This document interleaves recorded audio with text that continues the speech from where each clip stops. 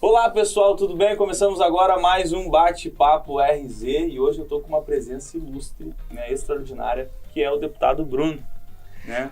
Um cara muito bacana aí que eu estou tendo a honra de entrevistá-lo, pessoal.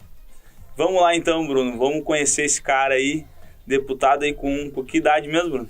Eu estou com 36 anos, 36 anos. Já cheguei denunciando a idade, já chegou me perguntando a idade, já cheguei falando. Não, mas é isso aí, cara. Deixa eu te cumprimentar primeiro. Poxa, muito obrigado. Fico muito feliz de poder estar aqui conversando hoje com vocês. Poxa, que dia bacana. Bacana mesmo. Vamos começar então conhecendo quem é o Bruno antes, né, de virar deputado. Teve um processo político, mas a gente quer saber como é que foi a infância dele, a história dele para chegar até aqui, né? Bora, vamos lá. Na verdade, eu sempre gostei muito de política e hoje, olhando para trás, em retrospectiva, eu vejo que as coisas aconteceram exatamente para eu estar nesse ponto, fazendo o que estou fazendo. Porque era um guri muito agitado, sempre inquieto. Então, no colégio, eu fui líder de sala, sempre fui envolvido com atividades que de alguma forma envolviam liderança, depois grêmio estudantil, diretório acadêmico, sempre fui envolvido de alguma forma em mobilização. Eu não era muito bom em futebol, não era muito bom em esporte, então eu fui fazer outra coisa. O pessoal ia jogar futebol, eu tinha que procurar alguma atividade e acabei me envolvendo. Mas eu queria fazer parte da turma, né? Então, quando você é menor, ou você é bom em futebol, ou faz alguma coisa bem, eu não fazia nada. Então eu comecei a organizar a sala, comecei a organizar os grupos que eu participava, era a maneira de eu estar entrosado, né? Ah, Bruno, eu me identifico um pouco contigo. Pois é, ou jogava futebol ou tocava violão, eu não fazia nenhum dos dois, rapaz. Então... Não, se eu te falar que as pessoas me perguntam qual que é o teu hobby, Maurício, eu falei, cara, meu hobby é ajudar pessoas, de alguma forma. Agora, cara, futebol. Pra não te mentir, temos duas coisas em comum, que logo eu vou te perguntar. Que é a questão aí da Marvel e tal, essa parada toda aí, que eu sou meio nerd daí, eu sou meio nerd. Opa, então, eu fiz muito, eu também, eu li muito gibi aí, li Sim. Muita coisa, vamos falar sobre isso também, isso é bom também. Porque a questão do herói tem essa veia, né? Porque eu também tenho essa ideia de ajudar as pessoas de alguma forma, eu trabalho hoje no mercado financeiro, consultoria, né? E eu tenho essa vontade de mostrar para as pessoas o que é certo, o que vai ajudar elas a melhorar. E quando você vê ali os quadrinhos, tu vê aquela ideia que o herói ele tá ali para ajudar, né? Então Sim. Tu acaba querendo ser o herói da vida real, vamos supor. Até mais que isso, assim, eu tive uma infância, nossa, eu li quadrinhos, eu aprendi a ler com quadrinhos, então eu adorava, assim, e eu fui aquela verdadeira criança, aquele adolescente muito nerd, assim, porque eu lia quadrinhos, jogava RPG todo final de semana, então eu adorava RPG, onde a gente tinha a oportunidade de ser, de fato, o personagem, ser o herói, gostava muito disso. Então foi uma infância muito, muito bacana, assim, uma infância que eu aproveitei bastante, aprendi muito, e como eu falei, me envolvendo desde cedo, entrando nesse caminho que acabou me trazendo até aqui. Quando eu tinha 8 anos de idade, os meus irmãos me levaram numa manifestação dos Caras Pintadas, eu lembro disso muito bem, e aquilo me comoveu, assim, eu não sabia o que era aquilo foi em 92, impeachment do Collor e tal, e eu não sabia o que estava acontecendo, mas eu vi aquela movimentação e aquilo me impressionou, e eu sei que desde então eu sempre acompanhei de alguma forma, claro que naquela época eu não entendia muito bem o que era, mas acompanhava a política, tinha propaganda, televisão, eu fazia campanha para aqueles que eu gostava mais, e aí com o tempo, claro, comecei a buscar mais informação e... Se embasar melhor, né? Isso, e entender um pouquinho mais. Mas foi muito bom. E uma adolescência muito bacana também. Foi justamente na adolescência, quando eu tinha meus 16, 17 anos, que eu acabei conhecendo as ideias que hoje eu defendo. Então, foi também muito bom e muito desafiador. Porque não tinha muita gente. Quando eu tinha 16, 17 anos, não tinha muita gente, para não dizer ninguém, que eu conhecia que defendia as ideias da liberdade, que são as ideias que eu defendo hoje. Sim. Então, tudo isso aconteceu nesse período até a faculdade. E foi muito bom, assim, muito bom mesmo. E também com 16 anos, abri a minha primeira empresa, que eu digo, meu primeiro empreendimento, né? 16 anos, né? Eu fui morar fora, fui terminar o segundo grau na Inglaterra. E chegando lá, no primeiro mês, eu fui para uma casa de família, só que não gostei muito da experiência. Então, não, isso aqui não vai dar certo. Eu preciso dar um jeito de ter um lugar meu, assim. Eu peguei todo o dinheiro que eu tinha, toda a grana que eu tinha e aluguei uma casa enorme, mas era do lado do colégio. Então, eu pensei, isso aqui tem um valor agregado de localização, aqui fica perto do colégio, o negócio pode dar certo. Aluguei essa casa e fui pro colégio e botei uns cartazes, assim, alugando espaços na minha casa. Sei que depois de 3 dias a casa estava lotada de gente, assim, então consegui, e para mim foi um baita de um negócio, porque eu tinha 16 anos, queria morar lá, não tinha muita grana, e comecei a não pagar para morar, porque como eu gerenciava, então sim, o espaço pagava aluguel. Foi uma república estudantil, então meu primeiro negócio foi fundar uma república, então também na adolescência. E aí voltando, fiz o vestibular, passei para as 2 faculdades que eu queria, que era Ciências Contábeis e Administração, cursei as 2, e que também foi uma época muito bacana da minha vida, a faculdade me ensinou muito, muito. Que engraçado, né? O cara tem perfil de liderança e foi para exatas, que é contabilidade e administração. Pois é, rapaz, acho que isso foi por causa do meu pai, assim, e porque desde cedo eu acho que eu queria entender um pouco como que funciona a burocracia que a gente vive no Brasil, assim, então aquilo me instigava um pouquinho. Acho que eu fui para essa área para querer descomplicar um pouquinho, entender um pouco melhor o que a gente tem que descomplicar no Brasil. E aí entrei nessa área e acabei me formando e na faculdade abri um outro negócio, comecei a tocar, sempre fui empreendendo, né? E até que um dia, depois da faculdade, eu entendi que era hora de me envolver de fato na política. E bom, cá estou. Que legal. Porque é o seguinte, eu também já me envolvi com política e a gente fica meio... A gente desenvolve essa agonia, né? Um movimento de revolta que a gente fala, porque a gente quer entender o porquê das coisas, né? Eu me lembro que eu fui coordenador político na minha cidade, de São Leopoldo, e eu começava a olhar as coisas e vi que tinha muita coisa errada ali, e aquilo ali me desgastou. Só que é onde tu descobre que não, eu não tenho veia política. Porque ou eu mato todo mundo, né? Na expressão da palavra. Sim. Porque tu começava a querer abrir o leque do fulano, do cicrano, como é que o cara fazia, como é que ele fazia, daí tu queria, pra descobrir o porquê que tava acontecendo aquele problema na cidade, tu acabava descobrindo e tu ficava de mão atada.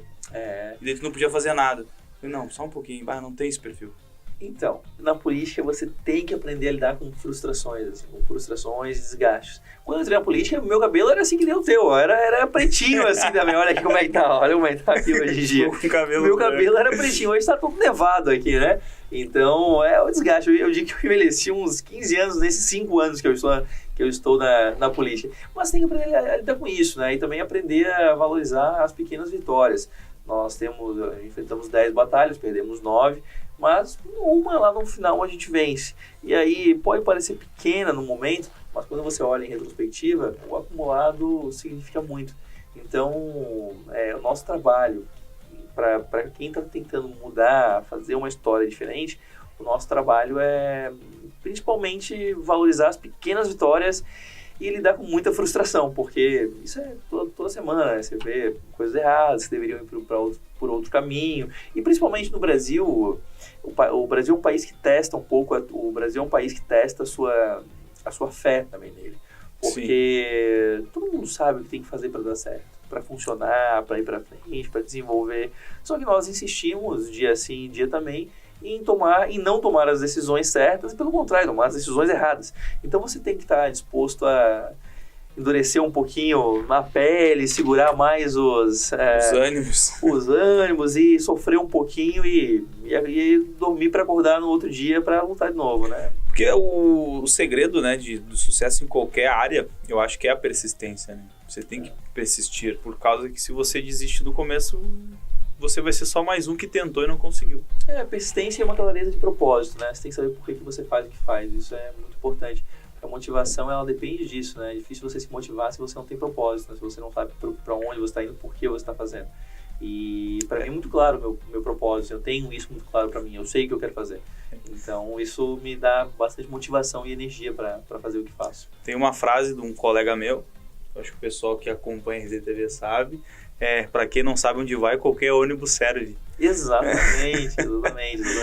E aí, além de qualquer ônibus servir, você vai para esse ônibus desmotivado, né? Porque é muito importante, assim, você saber para onde está indo e por que está indo.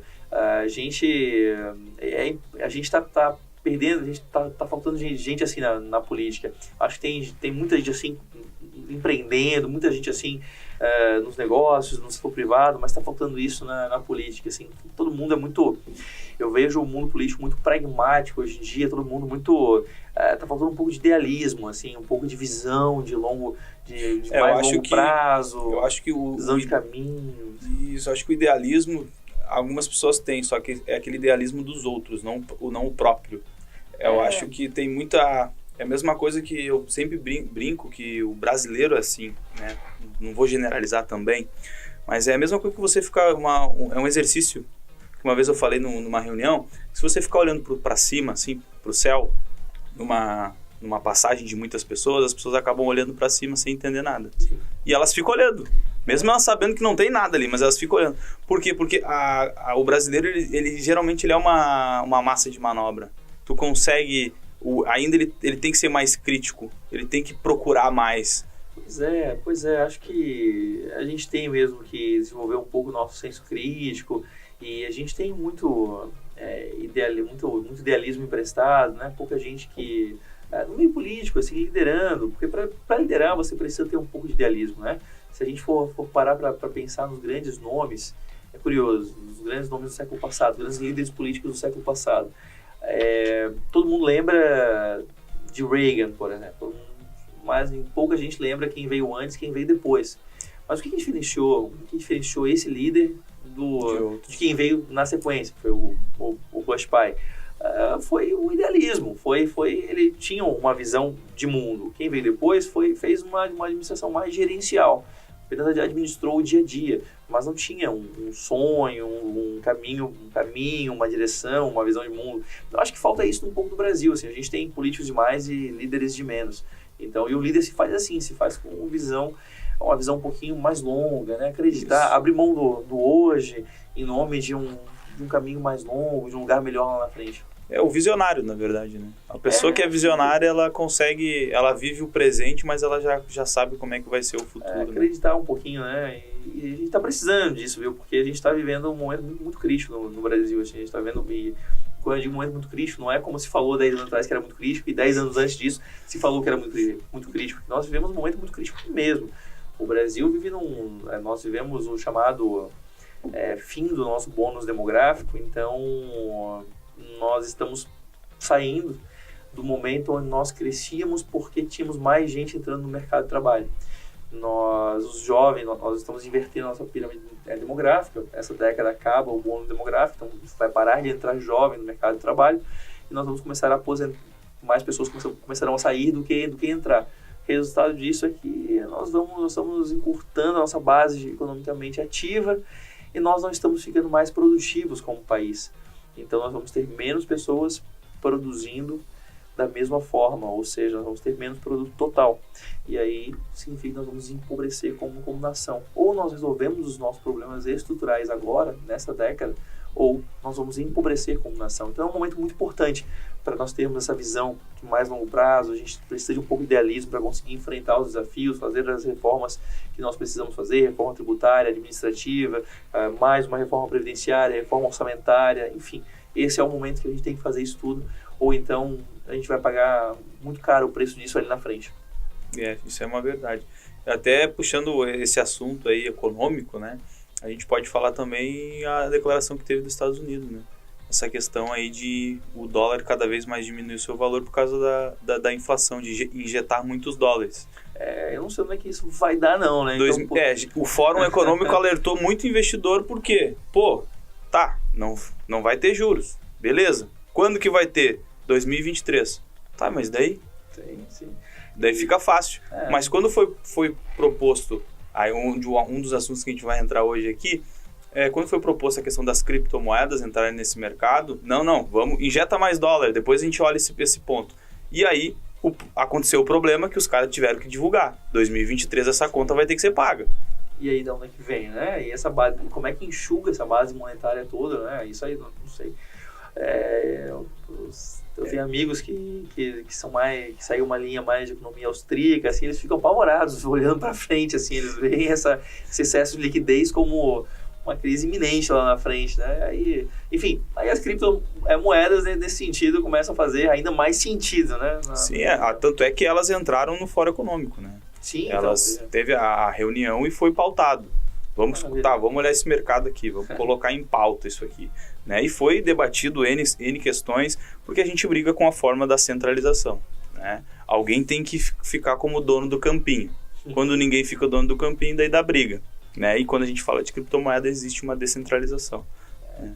E daí é onde começa a dar a briga. Não é, tem a solução.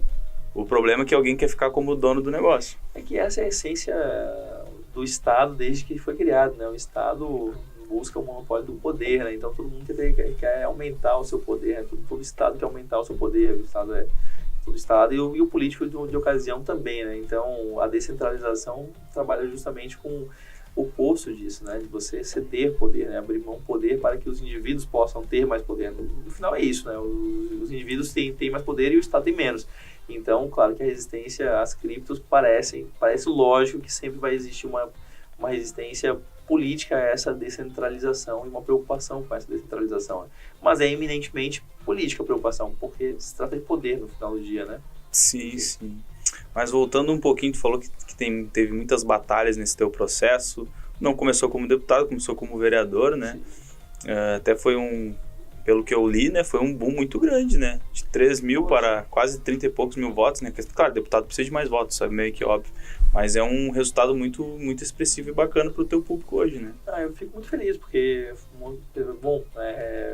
confiaram em mim para que eu pudesse sair de vereador e ser deputado.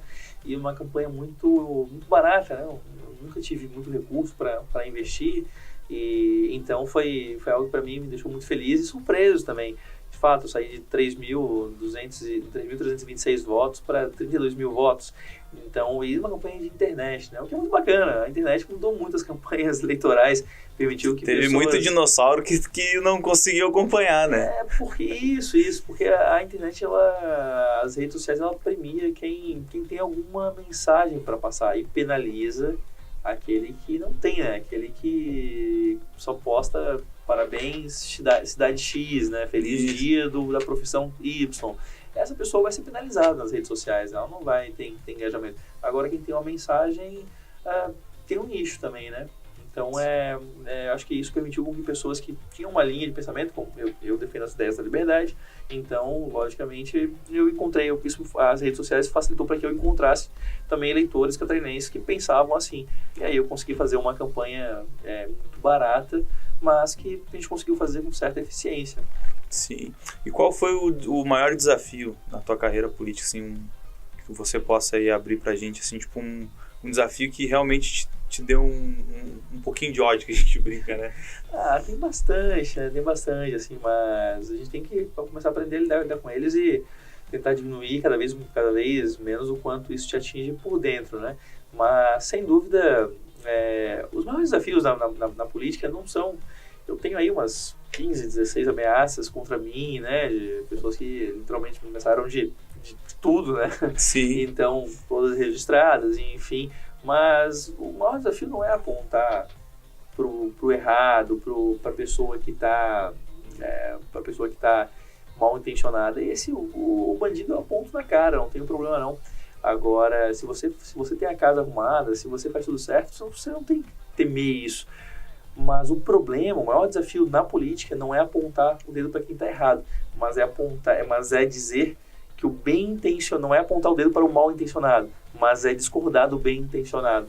As pessoas, muitas vezes, elas são muito bem intencionadas, mas estão com uma assimetria de informação, elas estão com menos informação sobre um caso. Então, por exemplo, você falar de reforma previdenciária. é uma coisa extremamente necessária no estado de Santa Catarina. A gente está vivendo isso agora. Quem resiste a isso, quem está lá me xingando porque eu defendo a reforma tributária, não é uma pessoa má.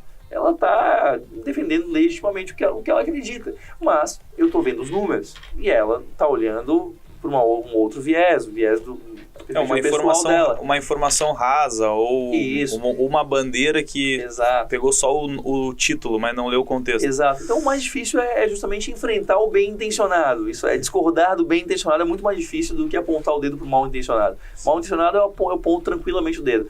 Agora, enfrentar um grupo grande, bem intencionado, mas que tem uma informação de alguma forma enviesada ou limitada, esse é o maior desafio na política, na minha opinião.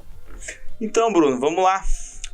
Quando você chegou como deputado, né? Você foi lá e conseguiu de vereador, foi para deputado. Quando tu chegou a primeira vez, assim, como é que foi de tu te deparar com uma velha política e tu com sangue novo? Então, a primeira coisa que eu fiz, e que eu também fiz isso quando eu era vereador, foi arrumar a casa, né? Eu tenho claramente para mim que cada real que nós gastamos no setor público é um real que foi tirado da população. Mas se eu gasto R$1 na Assembleia, alguém deixou de gastar na sua vida, na sua família, na sua casa. Esse dinheiro foi tirado. Muitas pessoas não entendem isso, mas o Estado não produz nada. O Estado ele usa o dinheiro que retira das pessoas à força. Apenas isso. Então a primeira coisa que eu fiz foi reduzir o meu impacto para a população ao máximo. Abrir mão de todos os privilégios que eu teria direito, tudo. Mesmo se eu quiser hoje em dia, eu não posso retornar porque eu assinei uma série de documentos abrindo mão de tudo no primeiro dia. Então, abri mão de todas as indenizações que eu teria direito, todos os auxílios que eu teria direito, carro oficial, motorista, indenização, enfim. E cheguei lá na Assembleia e algo que foi muito emblemático para mim, foi porque eu cheguei no meu gabinete no primeiro dia e tinha lá uma máquina de café enorme que servia tudo que era coisa lá e tal. Eu falei, gente, ninguém nem pega nenhum café aqui para vocês não se acostumar, porque nós temos que devolver esse negócio. Eu queria devolver aquilo, mas ninguém sabia muito bem como é que devolvia, e aí não queriam aceitar de volta. Não quer? Então tá bom, então deixa comigo. Eu peguei uma fita isolante, e aí isolei toda a máquina para ninguém usar, mas para simbolizar também. E tirei uma foto e botei nas redes. E aquilo começou a viralizar, todo mundo começou a compartilhar aquilo, tal, e começou a campanha contra a máquina de café lá. E aí, porque não quiseram aceitar de volta quando eu quis devolver. E aí levaram a máquina de café embora. E aí eu vi que eu tinha um carro lá, um carro à minha disposição, bonzão lá e tal, para usar. Eu também, não faz sentido o catarinense pagar isso para mim. Por que eu vou por que algum cidadão de Santa Catarina vai ficar pagando para eu usar, para eu ter um carro, né? Eu tenho meu carro, não preciso disso. E aí também eu queria devolver, não sabiam como fazer, a Assembleia não sabia como receber de volta. Falei, pera aí, que já vão descobrir já. Peguei a mesma fita, me dá a fita pra cá. Peguei, fui lá no carro, isolei o carro também, isolei todo o carro com fita. E aí tiveram que devolver o carro também. Fiz a mesma coisa e aí devolveram. Então hoje não uso nada, eu uso basicamente a energia das lâmpadas que iluminam meu gabinete e essas folhas que eu imprimo meus pareceres. É isso. Que show, né? e essa pegada, porque não é só você, tem uma turma agora, né, de deputados que estão também, né, se desfazendo desses privilégios, né? Eu acho que sim. E é bacana, porque mais importante não é o que você... É claro, assim, eu economizei até agora quase 3 milhões de reais no meu gabinete, desde que comecei o mandato. É um valor significativo. Muito expressivo. Mas acredito que tem duas coisas e tem duas consequências em relação a isso que são muito importantes. Primeiro, um exemplo, porque você estabelece um tipo de conduta que o eleitor pode cobrar do seu deputado, se assim achar que deve fazer, se achar justo, né? E também porque isso te dá um pouco de autoridade moral para apontar, por exemplo, os erros do executivo. Se você está falando, como é que eu vou apontar para o governo de Santa Catarina e dizer que vocês estão desperdiçando dinheiro aqui, se eu no meu gabinete eu não arrumo a casa, né? Então a minha casa tem que ser arrumadinha, tem que ser limpinha, arrumadinha, bonitinha, para eu poder cobrar arrumação na casa dos outros. Então é isso, tem esses dois efeitos também, né? Legal. Então vamos para um próximo tópico, né? Que é a questão aí da liberdade, né? Da liberdade também, acho que uma pauta que tu bate também da liberdade econômica. E você já nas suas redes sociais já andou falando do famoso Bitcoin, né? Até postou o livro do Satoshi, né? Que é o pseudônimo dado pro dono né? O dono é Satoshi, mas ninguém sabe quem é, que é uma grande dúvida da maioria das pessoas. Mas por que você começou a olhar olhar bem assim a tal da criptomoeda? Então, porque as criptomoedas, justamente no meio liberal, que é o meio que eu venho, que é o meu meio, são as doutrinas que eu sigo, né, as bitcoins, as criptomoedas são muito faladas há um bom tempo. Eu até brinco, eu queria ter investido em Bitcoin quando eu soube, né, da existência. Na verdade, a pessoa que não conhece Bitcoin e começa a conhecer o eterno arrependido, que sempre pensa, por que quando eu ouvi falar esse nome, por que eu não comprei isso eu aí? tive a oportunidade, assim, eu podia ter feito, assim, enfim, né, erros que a gente comete. Então as criptomoedas são vistas de uma maneira muito... nós nos entusiasmamos muito com as criptomoedas, por conta da descentralização, por conta... nós gostamos muito de um autor que é chamado Hayek, né? E o Hayek já falava isso há muito tempo, da moeda não estatal, da descentralização do dinheiro. Então, quando surgiram as criptomoedas, parecia a materialização de teorias que nós já ouvíamos falar há muito tempo. Então, para mim, as criptomoedas fazem muito sucesso no nosso meio. Então, foi aí que eu conheci, eu vejo isso como uma grande forma de tirar um pouco o Estado da gestão da moeda. Então você tira o Estado, você cria uma moeda que não é de curso forçado pelo Estado, que é uma moeda que é muito menos inflacionária do que a moeda de curso forçado, que o Estado é assim que ele se financia, né? Ele vai lá e cria inflação, muitas vezes, para atender os seus interesses políticos. Então a gente sempre vê isso com muita felicidade, né? Com muito bons olhos, as criptomoedas. Então por isso que eu acompanho sempre, estou sempre tentando me atualizar sobre o que está acontecendo no setor. Isso. E quando a gente fala de criptomoeda, a gente fala da evolução do dinheiro, né? Exato. Até antes nos bastidores a gente estava falando, né? Estava conversando um pouco, referente aí o livro O Futuro do Dinheiro, e ele fala muito isso, né? E se a gente pegar a internet foi uma evolução, né, da comunicação, né? Tanto é que como é que a gente pode ser um deputado digital, porque com pouco recurso você teve que ir para a internet, então é quase um deputado digital, né? Ele está ali na tela do seu eleitor. E as criptomoedas vieram também com a evolução do dinheiro. Sim. Então o dinheiro ele vai evoluir. É a mesma coisa você falar assim, chegava na sua avó e dizia assim, ó, avó, tem que botar dinheiro nesse cartão de plástico. Não, eu não vou botar meu dinheiro nesse cartão de plástico. O que eu vou fazer com esse cartão? E teve a evolução, se vocês tiverem cartão. Hoje nem é cartão. A maioria dos bancos tem um banco digital, você faz o famoso Pix. Né? Então você transaciona o dinheiro de forma mais evolutiva. E qual que é a evolução hoje? É a criptomoeda, né? Sim, eu não vejo, eu fico imaginando às vezes que hoje em dia todo mundo imagina que moeda e governo são ligados umbilicalmente, né? Eu fico imaginando que os governos há 200, 300 anos, ou talvez um pouquinho mais, mas na Idade Média para cá, também eram umbilicalmente ligados à religião, por exemplo. Nós tínhamos no Brasil nós tínhamos o beneplácito e o padroado, que era justamente que dizia que Dom Pedro era o chefe da igreja. Então religião e Estado eram muito misturados. Assim como hoje a gente vê moeda e Estado. E eu não acho impossível, eu acho até provável que um dia isso seja separado também. Que as moedas elas sejam tão descentralizadas a ponto de nós não dependerem mais do Estado para terem o seu curso, né? Então, isso para mim é uma tendência que deve acontecer na evolução aí da moeda. Acredito e gostaria muito, porque aí pelo menos você tiraria a moeda do poder, do alcance dos políticos. Isso aí. Conhecimento, né? Você tem que ter conhecimento e para as pessoas adquirirem isso, elas têm que saber como é que funciona, né? Por causa que o Estado não vai querer que tu saiba sobre criptomoeda. Né? Então, se as pessoas... Porque nem eu digo, o Bitcoin, ele foi uma resistência, falando de El Salvador, ele foi uma resistência por quê? Porque como que uma moeda descentralizada vira uma moeda corrente de um país? Por quê? Porque o povo comprou a moeda, fez ela se tornar forte, o Bitcoin só se valorizou porque alguém comprou. Né? Alguém teve que comprar, milhares de pessoas foram comprando, ele foi aumentando seu valor, ele virou uma moeda de destaque, né? E a mãe também das criptomoedas. Então, meio que obrigou as pessoas a aceitarem a cripto, porque é algo evolutivo, né? Meio que inevitável, tipo, eu vou ter que aceitar. E daí tu pega um país que a moeda não era dependia de outro país, que é o dólar, dependia dos Estados Unidos para poder movimentar, transacionar e comprar suas coisas. Eu falei, não, mas vamos aqui, porque aqui não tem um dono, né? E a gente consegue movimentar e consegue dar uma liberdade econômica até para turismo. Vamos supor, hoje eu gostaria de... Nunca ninguém viu falar de El Salvador, né? Que eu digo não generalizando, mas muita gente não sabia.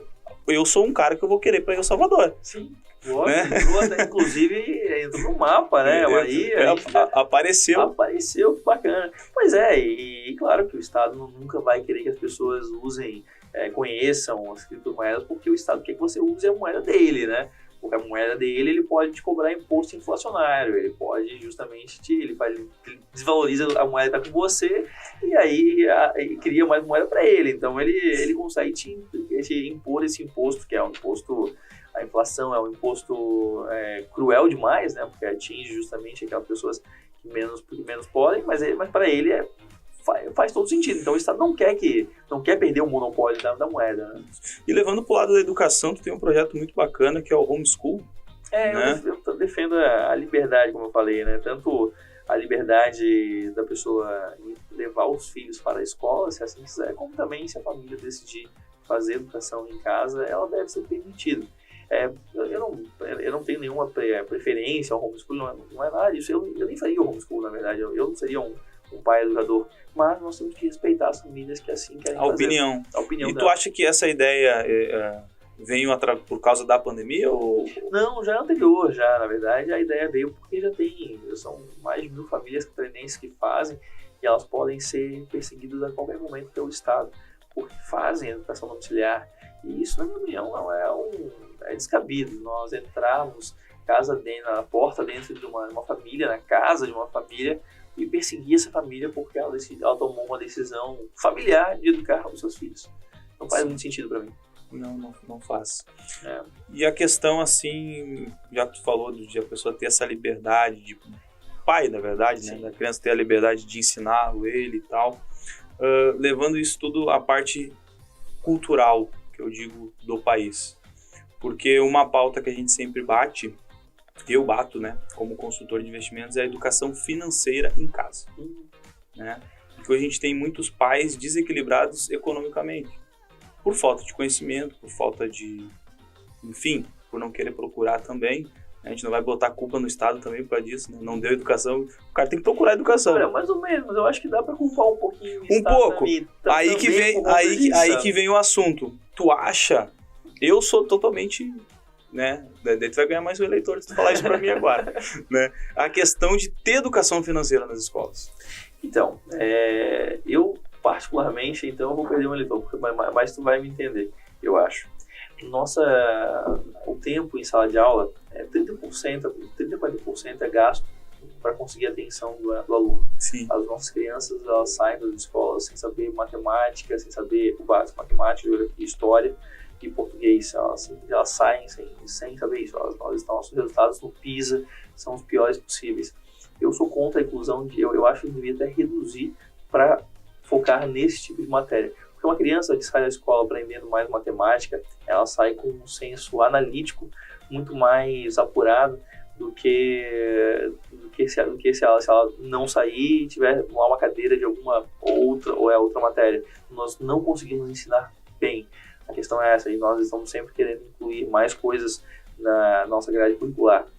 O pessoal da sociologia e da filosofia fica louco comigo, mas eu fui louco, eu fui totalmente contrário quando quero colocar isso na escola, porque a criança sai não aprendendo filosofia, não aprendendo sociologia e aprendendo menos matemática. Então, nós temos que ter uma visão muito racional sobre isso e menos emocional. Eu acho que se nós educarmos crianças que saibam fazer matemática melhor, aprendam português melhor, aprendam geografia e história melhor, nós vamos ter cidadãos lá na frente que vão conseguir fazer os seus cálculos financeiros de uma forma muito mais adequada, vão conseguir olhar para a sociedade e fazer os seus cálculos previdenciários, vão conseguir planejar o futuro melhor. A gente não corrige as coisas diminuindo o tempo para ciências e aumentando apenas botando mais coisa para dentro. A gente tem que ensinar melhor o que a gente tem que fazer melhor o que a gente se propôs a fazer já, e a gente não está conseguindo. nossa educação é uma lástima no Brasil, né? Então a gente tem que investir mais nisso, formar cidadãos mais, em ter estudantes mais analíticos. A gente forma cidadão crítico, a gente não forma cidadão analítico. Isso é muito triste.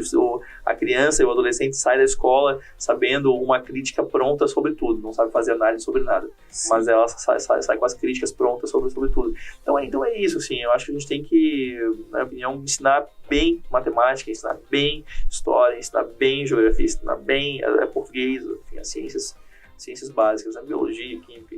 Não, mas igual tu me convenceu. Né? Porque vem a questão da matemática.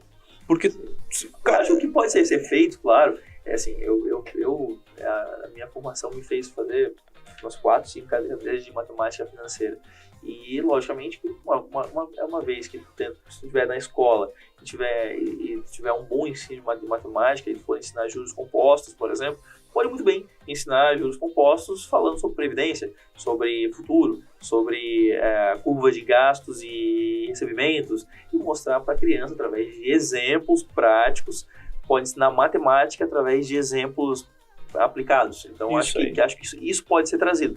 Eu acho que nós temos que fazer com que os nossos professores quebrem um preconceito ideológico ao mercado, ao investimento, à previdência, a poupar, quebrar uma ideia de que mercado financeiro é para especulador.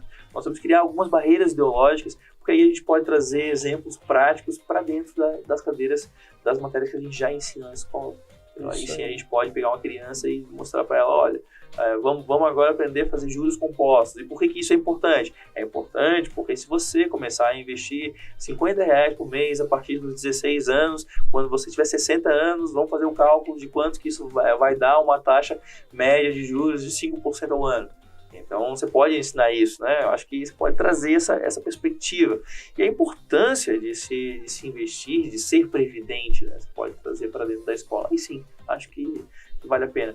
Mas hoje em dia eu estou preferindo reduzir para que a criança consiga ficar mais tempo em aula, mais tempo em sala de aula, aprendendo alguma coisa decentemente, porque a gente está ensinando tudo mal hoje em dia. Sim, né? Tá enchendo linguiça, como é dito lá no Rio Grande do Sul, né? Eu sou gaúcho, então eu tenho umas gírias diferentes, né? Não, minha família é gaúcha, a família toda, minha avó era de Caxias, o pessoal veio de Caxias, veio para Concórdia, veio parar em Floripa.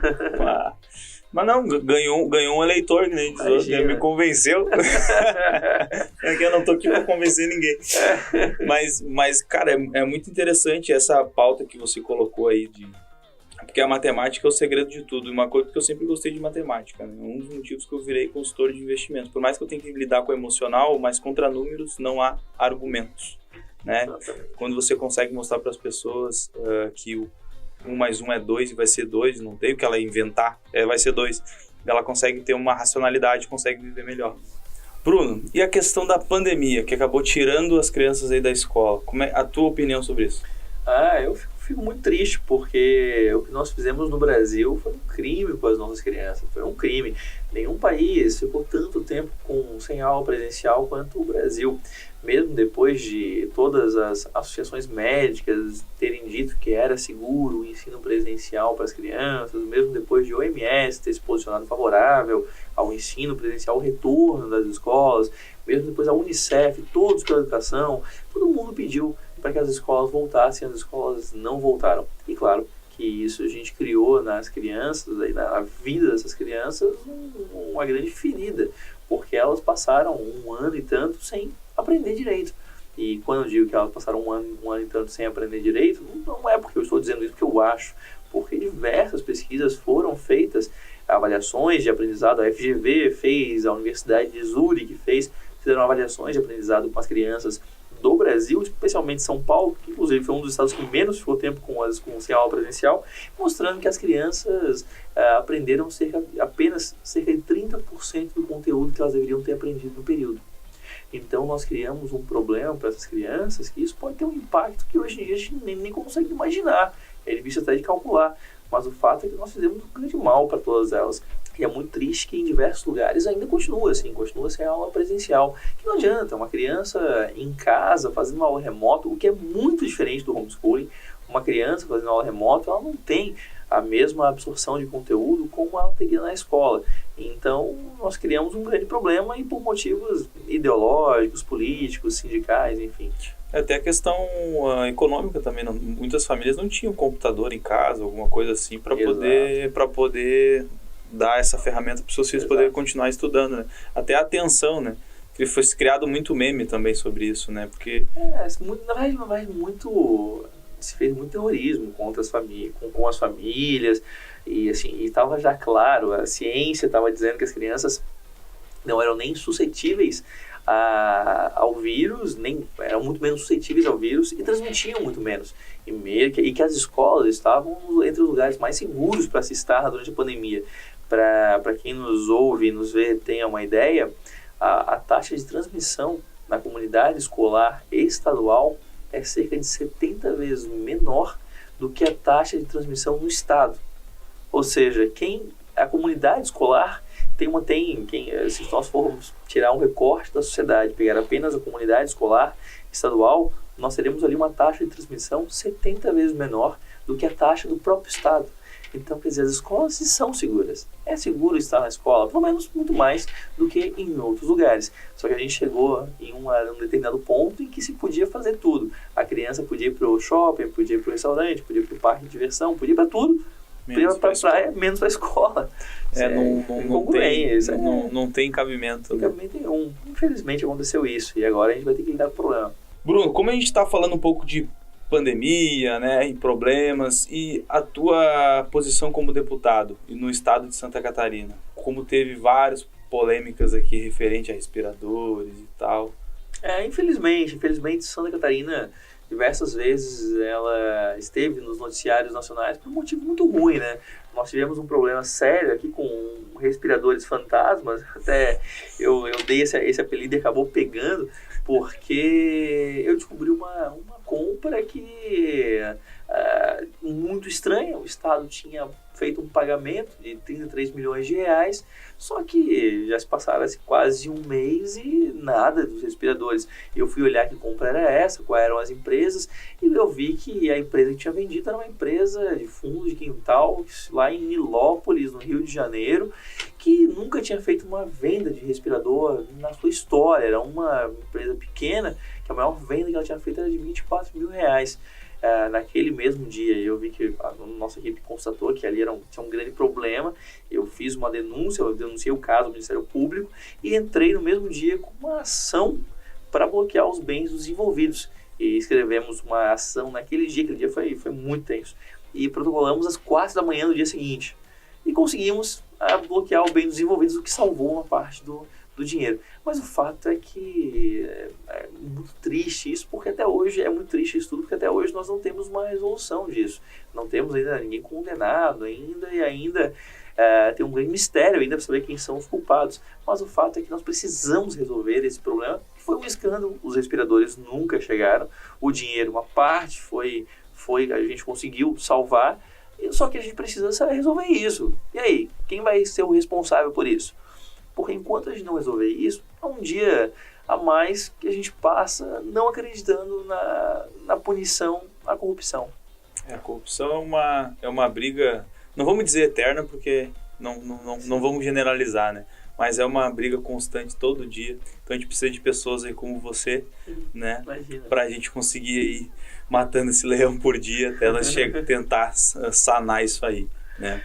O papo tá muito bom, tá gostoso, dá para fazer até 2 programas com o Bruno aqui, né, pessoal? Mas o programa tá chegando ao fim, né? Mais um bate-papo RZ. Show, quero convidados assim com esse papo bacana, que a gente consiga, né, descobrir várias coisas também, saber o hobby do entrevistado. Então, quero agradecer aí a tua presença aí, estamos chegando no final. Pessoal, ficamos aí, Bruno. Muito obrigado, agradeço pela oportunidade, que papo bom. Muito obrigado a todos vocês também que acompanharam e assistiram. Eu estou sempre à disposição, sempre quiserem conversar, contem comigo. Olha só, bate-papo número 2. Vamos lá, pessoal. Então tá, tchau, tchau e até mais.